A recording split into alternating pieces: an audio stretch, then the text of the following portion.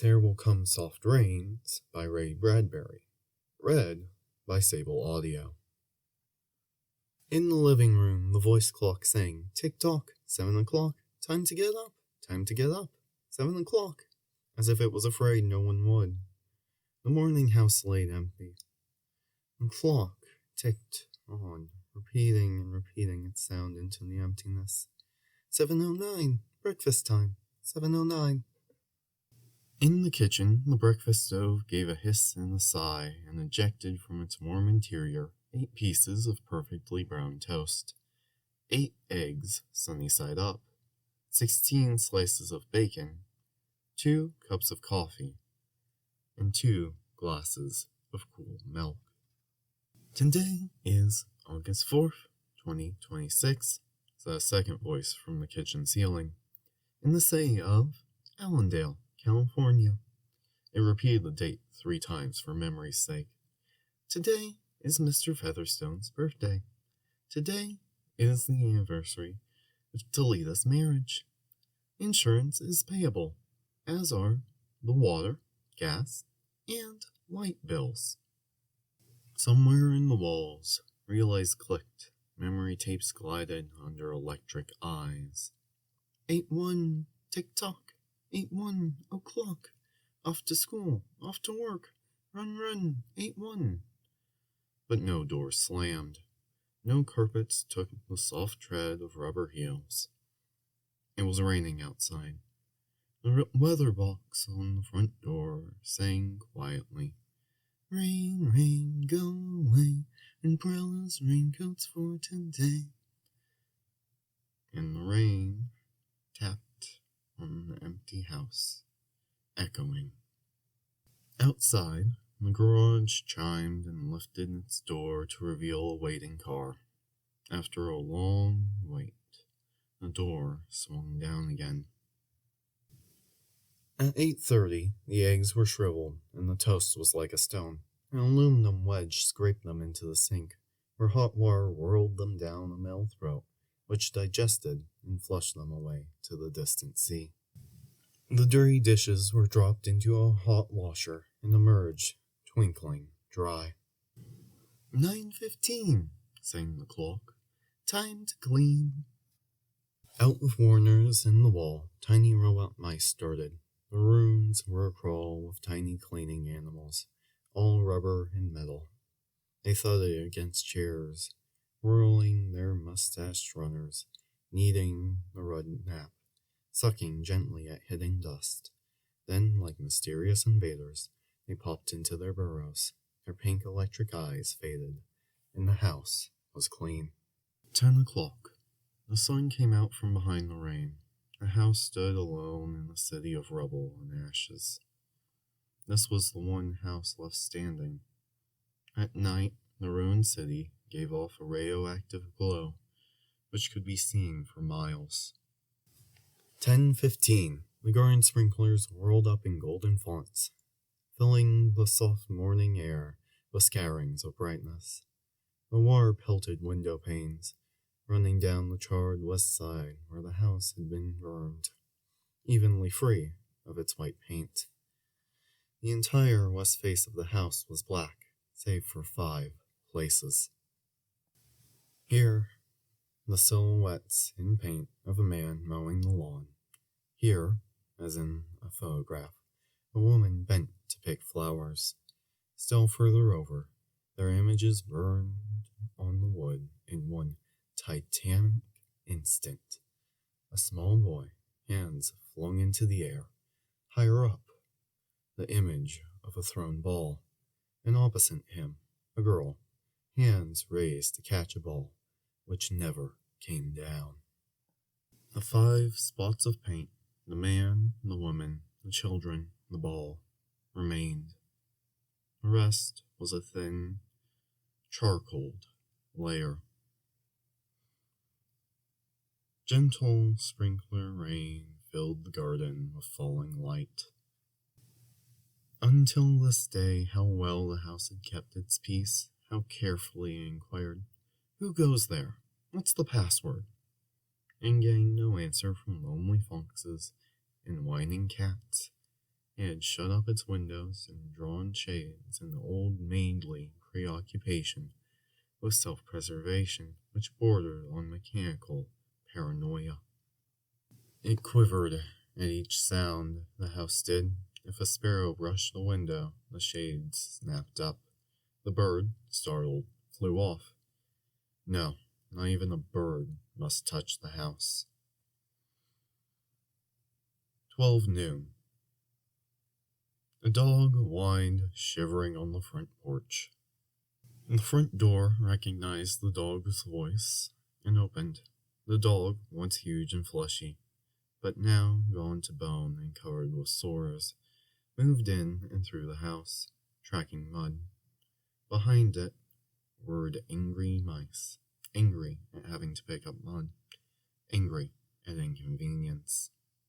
For not a leaf fragment blew under the door, but when the wall panels flip open and the copper scrap rats flash out swiftly. The offending dust, hair, or paper, seized in miniature steel jaws, was raced back to the burrows. There, down tubes which fed into the cellar, it was dropped into a sighing vent of the incinerator, which sat like an evil ball in a dark corner. The dog ran upstairs, hysterically yelping to each door, at last realizing, as the house realized, that only silence was there. It sniffed the air and scratched at the kitchen door. Behind the door, the stove was making pancakes, which filled the house with a rich, baked odor and the scent of maple syrup. The dog frothed at the mouth, lying at the door, sniffing. Its eyes turned to fire. It ran wildly in circles, biting at its own tail, spun in a frenzy, and died. It lay in the parlor for an hour. 2 o'clock, sang a voice, delicately sensing decay at last. A regiment of mice hummed out as softly as blown gray leaves in an electric wind. 2:15, the dog was gone. In the cellar, the incinerator glowed suddenly, and a whirl of sparks leapt up the chimney. 2:35. Ridge tables sprouted from patio walls. Playing cards flirted onto pads in a shower of pips. Martinis manifested on oaken benches with egg salad sandwiches. Music played, but the tables were silent and the cards untouched.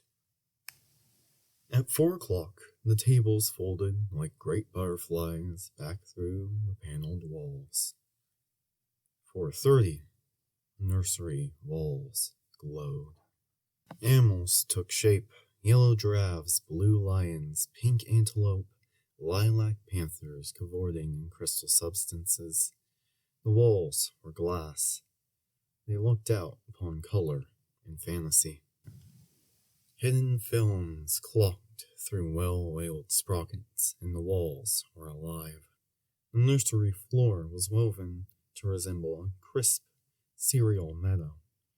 Over this ran aluminum roaches and iron crickets, and in the hot, still air, butterflies of delicate red tissue waved among the sharp aromas of animal spores.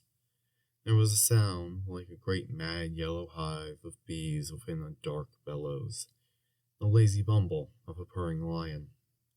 And there was the patter of okapi feet and the murmur of fresh jungle rain, like other hooves falling upon the summer-starched grass. Now the walls dissolved into distances of parched grass, miles on miles, in the warm, endless sky. The animals drew into thorn breaks and water holes. It was the children's hour. 5 o'clock. The bath filled with clear, hot water. 6, 7, 8 o'clock. The dinner dishes manipulated like magic tricks. And, in the study, a click. In the metal stand opposite the hearth, where a fire now blazed up warmly, a cigar popped out, half an inch of soft gray ash on it, smoking, waiting. 9 o'clock. The beds warmed their hand circuits, for nights were cool here. 9:05. A voice spoke from the study ceiling. Mr. McClellan, which poem would you like this evening? The house was silent. The voice said at last, Since you express no preference, I shall select a poem at random. Quiet music rose to back the voice. Sarah Teasdale, as I recall, your favorite. There will come soft rains and the smell of ground, and swallows circling with their shimmering sound, and frogs in pools singing at night, and wild plum trees in tremulous white. Robins will wear their feathery fire, whistling their whims on a low fence wire. And not one will know of the war, not one will care at last when it's done. Not one would mind neither bird nor tree, if mankind perished utterly. And spring herself, when she awoke at dawn, would scarcely know that we were gone. The fire burned on the stone hearth, and the cigar fell away into a mound of quiet ash on its tray. The empty chairs faced each other between the silent walls, and the music played. At 10 o'clock, the house began to die. The wind blew. A falling tree bough crashed through the kitchen window. Cleaning solvent, bottled, showered over the stove. The room was ablaze in an instant. Fire! Screamed a voice. The house lights flashed. Water pumps shot water from the ceiling, but the solvent spread on the linoleum, licking, eating, under the kitchen door, while the voices took it up in chorus. Fire! Fire! Fire! The house tried to save itself. Doors sprang tightly shut, but the windows were broken by the heat, and the wind blew and sucked upon the fire. The house gave ground as the fire and 10 billion angry sparks moved with flaming ease from room to room, and then up the stairs, while scurrying water rats squeaked from the walls, pistoled their water, and ran for more, and the wall sprayers let down showers of mechanical rain. But too late. Somewhere, sighing, a pump shrugged to a stop. The quenching rain ceased. The reserve water supply, which had been filling baths and washing dishes for many quiet days, was gone. The fire crackled up the stairs. It fed upon Picassos and Matisse in the upper halls, like delicacies, baking off the oily flesh, tenderly crisping the canvases into black shavings. Now the fire lay in the beds, stood in the windows, changed the color of the drapes, and then reinforcements. From the attic trapdoors, blind robot faces peered down, with faucet mouths gushing green chemicals.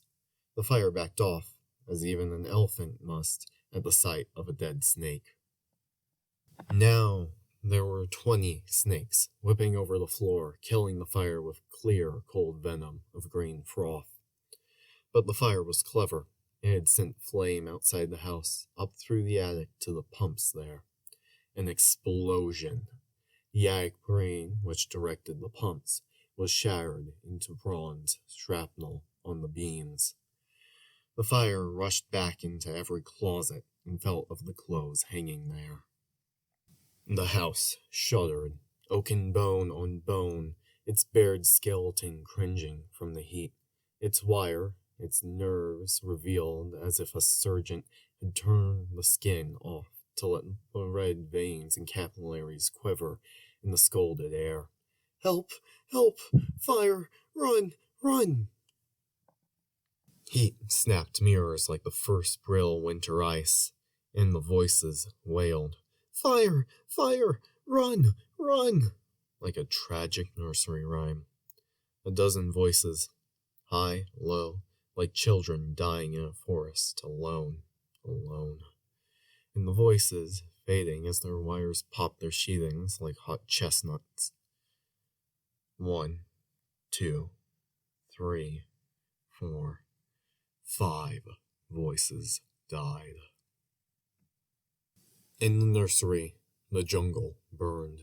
Blue lions roared, purple giraffes bounced off. The panthers ran in circles, changing color, and 10 million animals, running before the fire, vanished off towards the distant streaming river. 10 more voices died. In the last instant under the fire enclave, other voices, oblivious, could be heard announcing the time, cutting the lawn by remote control lawnmower, or setting an umbrella frantically out and in. The slamming and opening front door, 1,000 things happening, like a clock shop when each clock strikes the hour, insanely before or after the other. A sense of manic confusion, and yet unity. Singing, screaming, a few last cleaning mice started bravely out and carried the horrid ashes away. And one voice, with sublime disregard for the situation, read poetry aloud in the fiery study, until all the film spools burned, until all the wires withered and the circuits cracked. The fire burst the house and let it slam flat down, puffing out skirts of spark and smoke. In the kitchen, an instant before the rain of fire and timber, the stove could be seen making breakfasts at a psychopathic rate. 10 dozen eggs, 6 loaves of toast, 20 dozen bacon strips, which, eaten by the fire, started the stove working again, hysterically hissing. The crash, the attic smashing into the kitchen and parlor, the parlor into the cellar into the subcellar, deep freeze, armchair, film tapes, circuits, beds, all like skeletons thrown in a cluttered mound deep under. Smoke and silence, a great quantity of smoke. Dawn showed faintly in the east. Among the ruins, one wall stood alone.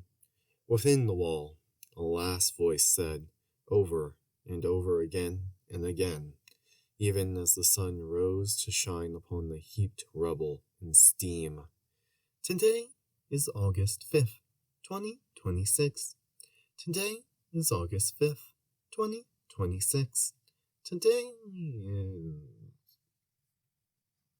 So, yeah, I hope you enjoyed this video. Well, not much of a video, more audio reading of Ray Bradbury's There Will Come Soft Rains by Sable Audio, but I already said that in the beginning.